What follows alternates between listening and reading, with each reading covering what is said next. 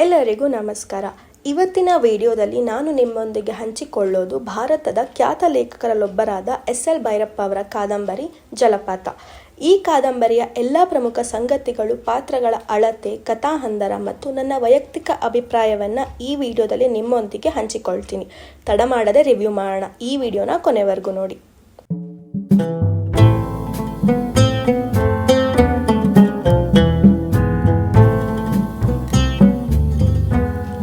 ಈ ಪುಸ್ತಕನ ಹೊರಮಟ್ಟಕ್ಕೆ ರಿವ್ಯೂ ಕೊಡಬೇಕಂದ್ರೆ ಇದರ ಮುಖಪುಟದಲ್ಲಿ Jalapatha by S L. Bhyrappa, genre fiction.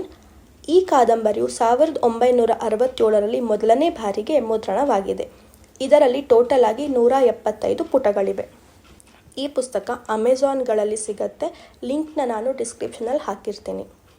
ಸೃಷ್ಟಿ ಶಕ್ತಿಯಿಂದ ವಿಜೃಂಭಿಸುವ ಜೀವನ ಪ್ರವೃತ್ತಿ ಮತ್ತು ಆ ಶಕ್ತಿಯನ್ನು ಹತ್ತಿಕ್ಕುವ ಜೀವನ ಪರಿಸ್ಥಿತಿಯ ತಾಕಲಾಟವೇ ಜಲಪಾತದ ಕಥಾವಸ್ತು.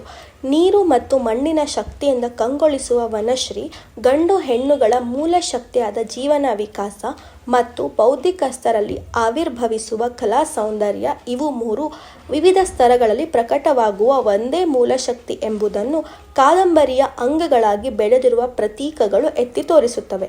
ಸಂಯೋಗದ ಕರೆ ಮತ್ತು ಕ್ರಿಯೆ, ಗರ್ಭದ ವಿಕಾಸ, ಜನನಕ್ಕೆ ಪೂರ್ವಭಾವಿಯಾದ ನೋವಿನ ಅನುಭವ ಮೊದಲಾದ ಸೃಷ್ಟಿಯ ಹಲವು ಹಂತಗಳನ್ನು ಅನುಭವದ ಹೊಸತನದಿಂದ ಭಾಷೆಯಲ್ಲಿ ಹಿಡಿದಿಡಲು ಅನುಕೂಲವಾಗುವಂತೆ ಕಾದಂಬರಿಯ ಕಥೆಯು ಅದರ ಮೂಲ ಪಾತ್ರಗಳಾದ ಒಂದು ಗಂಡು ಮತ್ತು ಅದರ ಹೆಣ್ಣಿನ ಸ್ವಂತ ಅನುಭವಗಳ ವರ್ಣನೆಯ ರೀತಿಯಲ್ಲಿ ಸಾಗುತ್ತದೆ.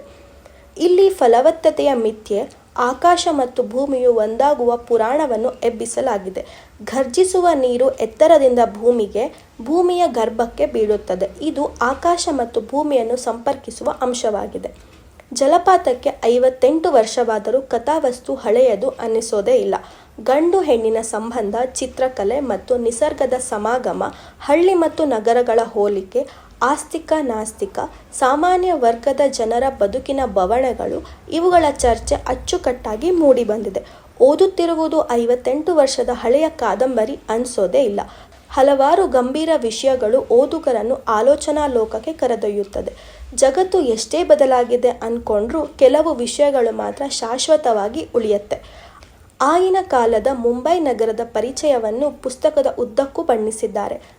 ಗರ್ಭದ ವಿಕಾಸ ಮತ್ತು ಜನನಕ್ಕೆ ಪೂರ್ವಭಾವಿಯಾದ ಗರ್ಭಿಣಿಯ ನೋವಿನ ಅನುಭವವನ್ನು ವಿವರಿಸಿರುವ ರೀತಿಯಂತೂ ಅತ್ಯದ್ಭುತ. ಒಂದೊಂದು ಋತುವಿನಲ್ಲೂ ಲೋಣಾವಾಳ, ಖಂಡಾಲದಲ್ಲಾಗುವ ಪರಿಸರದ ಬದಲಾವಣೆಗಳನ್ನು ಪ್ರತಿಯೊಂದು ಮಾಸದಲ್ಲಿ ವಸುಂಧರೆಯ ಗರ್ಭದಲ್ಲಾಗುವ ಬದಲಾವಣೆಗಳ ಮೂಲಕ ವಿವರಿಸಿದ್ದಾರೆ. ಕೊನೆಯನ್ನೇ ಅರಿಯದ ಜಗತ್ತಿನ ಹಿಂಸೆ, ಎಲ್ಲವೂ ಹೆಂಗಸಿಗೆ ಶಾಪವಾಗಿ ಬಂದು ಹೀಗೆ ಗೋಳು ಹೊಯ್ದುಕೊಳ್ಳುತ್ತದೆ ಎಂದು ನರಳುವ ವಸುವಿನ ಪ್ರಸವ ವೇದನೆಯನ್ನು ಓದುವಾಗ ಹೆಣ್ಣಿನ ಯಾತನೆಯನ್ನು ಹಾಗೂ ಅವಳು ಮಗುವನ್ನು ಕಂಡಾಗ ಆ ನಗುವಿಗಾಗಿ ಇಂತಹ ಇನ್ನೂ 10 ಪಟ್ಟು ಯಾತನೆಯನ್ನು ಸಹಿಸುವ ತಾಯಿಯ ಮಮತೆಯನ್ನು ಕಣ್ಣಿಗೆ ಕಟ್ಟುವಂತೆ ಬರೆದಿದ್ದಾರೆ.